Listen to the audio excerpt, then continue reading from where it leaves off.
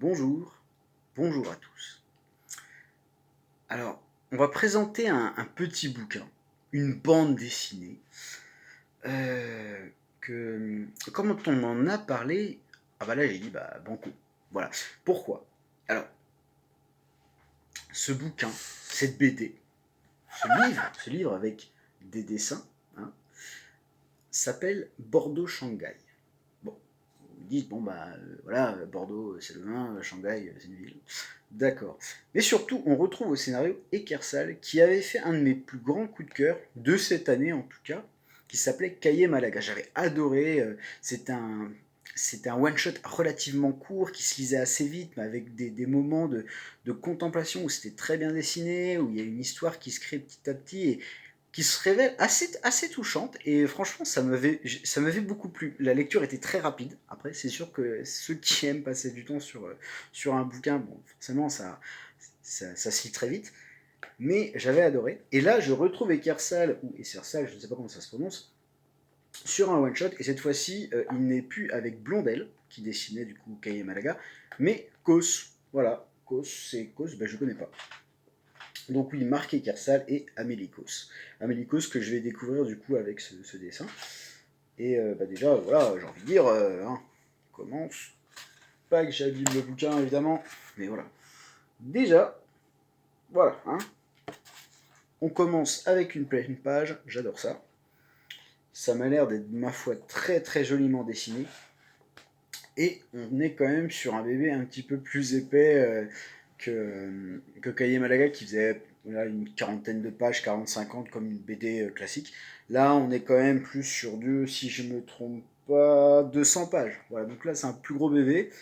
Mais donc, du coup, voilà, là, je me dis, bah, peut-être un de mes futurs coups de cœur de l'année, et ça ferait un doublé pour Ekersal, ce qui est quand même balèze.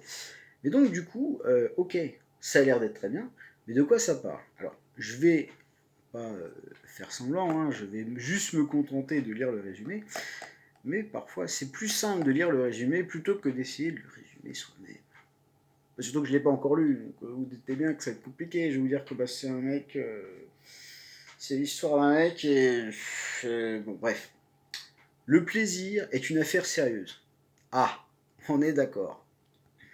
Le fils d'un millionnaire chinois, Shanghai, hein, on en parlait, est envoyé en France pour s'occuper de la propriété viticole que son père a achetée.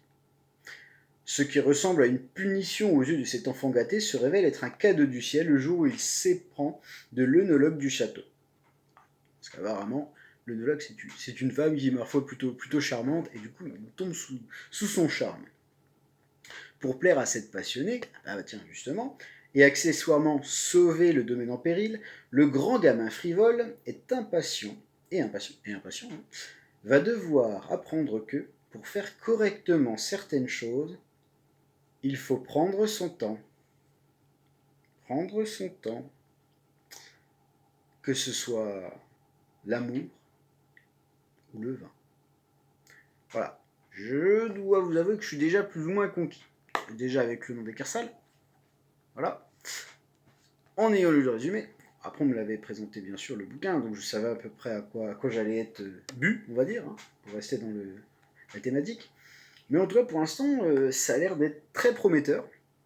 Donc si vous cherchez une BD pour vous ou à offrir, qui m'a l'air d'être bah, déjà de bonne qualité, et puis voilà, franchement, je pense que ça parlera à beaucoup de monde, hein, que ce soit les fans de BD, les amateurs de vin, hein, qui sait.